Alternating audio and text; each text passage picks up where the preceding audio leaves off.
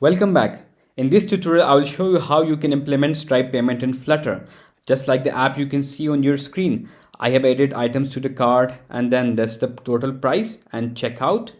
This is the bottom sheet with which we can do payment. So that's the Stripe integration that I'm going to cover in this video. So I will add a test card and then the expiry and CVC and pay. I'm generous enough to pay $85 and woof, it's successful. So that's what I'm going to exactly show you on how to achieve that in Flutter with Stripe payment integration. So if you are new to my YouTube channel, please don't forget to like, share and subscribe to my channel, and also please follow me on Twitter, X and Instagram so that you get the latest updates. As you can see on the screen, I have built a simple shopping cart app for this tutorial where you can see we have this list of products that we can add to cart.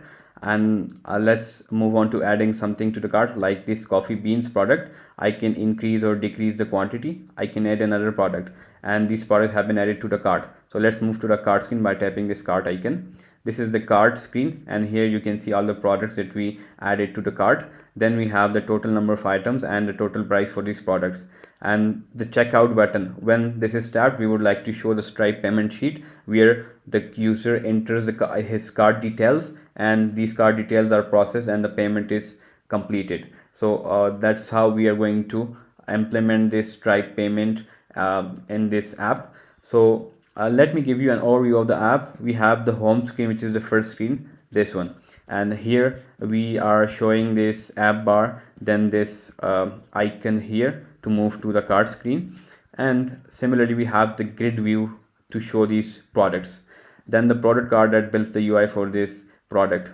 and we can perform all these operations using our card provider, state management provider, right? So let's have a look at the card provider where the stat is managed. So these are the initial products that we see here, and we get access to these products using this getter. And then we have this map where we store the products that have been added to the cart, and from the map we get the items from we're using this getter, and similarly we get the total items that not just includes the different products but their quantity as well. Then we have the total price and all the stuff we can do. We can add a product to the cart, similarly reduce or decrement the quantity and all the stuff. And we have two types of models here. So if you go to the models, one is the product that stores the product information. Then we have the cart item. This is specifically for cart. One cart item stores the product and its quantity. So this is used for the cart. And then we have the cart screen. Let me explain this a bit as well. Here we have these if we move to the cart icon, we have these icons. It is for clearing the cart, and we also show this list of products that have been added to a cart. So we fetch these items from the map in the cart provider, and we are showing these products here. We can like remove this product from this dismissible kind of thing as well. And down below we have the different things being shown, which is the total items, number of items, and then the total price. And this is the checkout button. Whenever this is tapped, we would like to show the Stripe payment sheet to process the payment. So that's a bit of the overview about the app, and now we are going to proceed to the Stripe integration. We are now on the Stripe's website, and from here I can sign in. If you are new to Stripe, so you can create an account and then you can log in. But for me, I already have an account, so I will sign in directly with my credentials. And with this, let's sign in to the dashboard of Stripe. We are now on the Stripe dashboard, and from here top left you can switch to sandbox and then test mode. We will need the test keys in order to implement the Stripe in Flutter. So these are the test keys. So we need both of them. One is the publishable one and one is the secret key. This is the most sensitive one. And for the publishable key, I will just copy it and I will go to the main file here. And here, firstly, I need to add Flutter Stripe plugin for this integration. So I will go to pubspec.yaml file, and here I will add this dependency, which is Flutter Stripe. You can get it from pubdev, or if you have this tool installed, you can do it from here just like I do. And we also need another plugin, which is HTTP. So I will install both of these plugins here, and now we are good to go with that. So I will go to the main dot file, and here firstly let's store this publishable key, and I will just remove this one and paste my own. We have this key here, and we can also store the secret key. So I will just tap on it to copy it, and I will store this secret key here as well, and just replace this with the one that I copied. So we have both the keys now, and we also have the plugin being added in the pubspec.yaml file. So we can now proceed to Stripe integration in Flutter, and here what I need to do is add this publishable key to Stripe and then apply the settings.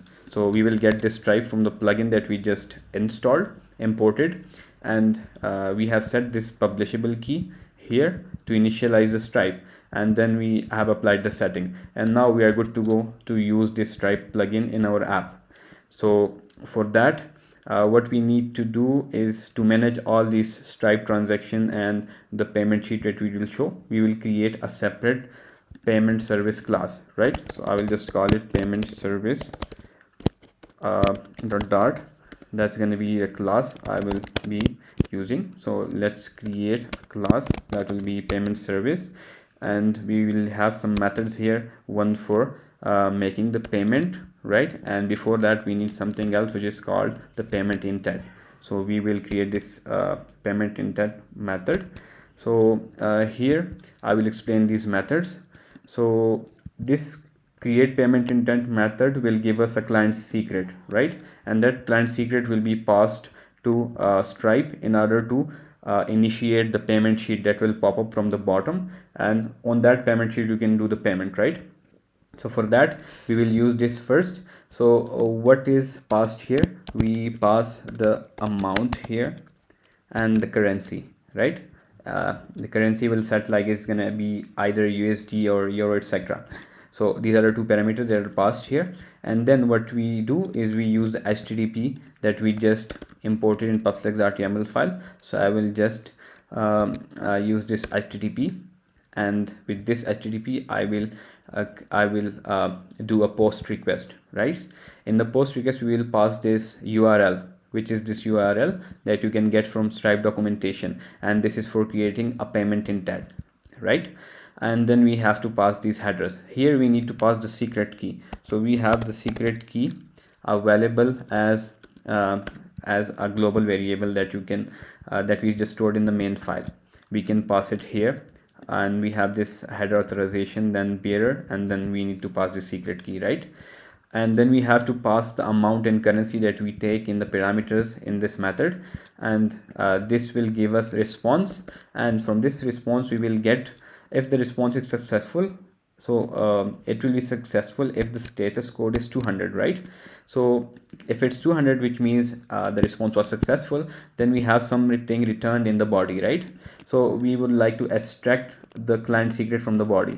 For that, what I will use JSON decode to decode the JSON, and then a response.body, which is from this this will give us the data, and from that data we need the client secret. We need this thing, right? So that's going to be returned by this method, which is create payment intent. So what it does, it passes the amount, currency, the secret key, and other details to this backend API, right? And this backend API gives us a client secret, right? And using this secret we can create the bottom sheet for Stripe payment. So that's what the payment intent is. You show the intent and then you get the sheet to pay, right? So that's how it's going to work. We need to pass an header here as well, and that is the content type, and we need to pass this thing here as well, and this is how the request will be made first, and then a payment sheet needs to be created. For that we will use this make payment method, right? And in the make payment method, what we are going to do is we will just get the client secret. How? We are going to call this create payment intent method, and it's gonna return us this client secret. So we'll store this in this variable, and after that what we are going to do, we will use the Stripe package to init payment sheet, right? So we will import this from the Stripe plugin, and here we need to init payment sheet, and then we need to pass the payment sheet parameters, right, to set up the payment sheet. So we need this payment intent client secret that we get from this method, and we don't need these things. We can set up merchant display name here, like shopping app. For this test tutorial you can add your shop name, right? And similarly we can also set the style or theme. So let's set the theme to we can set it to like dark or something else. Like we also can set it to the system. So it depends on your phone settings, it will pick up the right one, right? And then we would like to present the payment sheet, right? We don't need this snack bar now. So we will call this make payment method to pop up the bottom sheet for Stripe. What it does, it takes the amount and then currency that it passes to the create payment intent method. This calls the API for Stripe and gives us the client secret that we need to initiate the payment sheet. We have passed it here to set up the payment sheet. Once it is set up, we can just present the payment sheet, right? And that's how it works. So this is the payment service that we will use to initiate the payment sheet, right, and perform the transaction.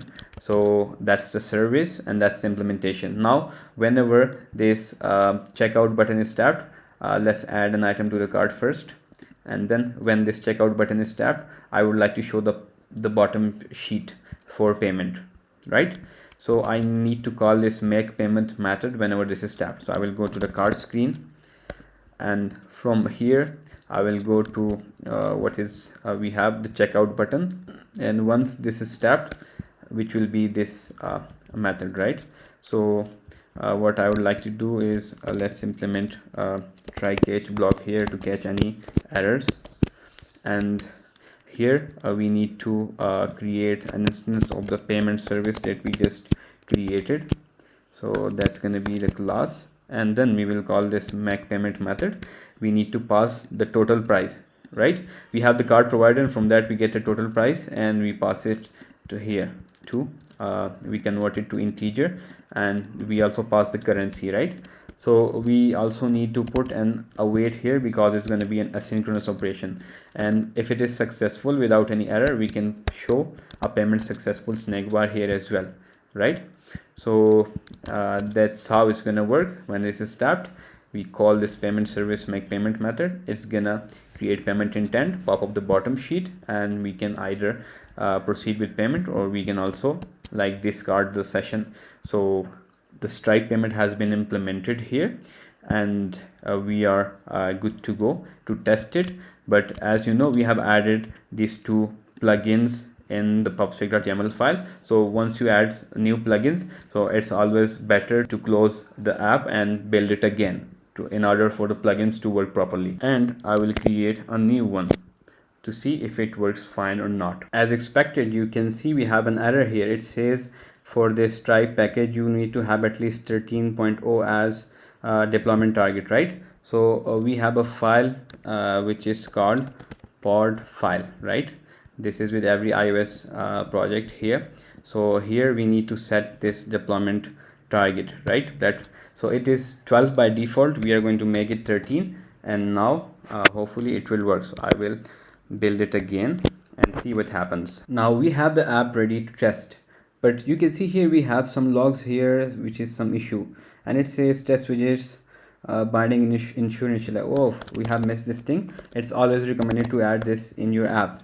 In the main here you need to initialize this Flutter widget binding, right? So you need to add widgets Flutter binding dot ensure initialize. You always need to add this line here, right?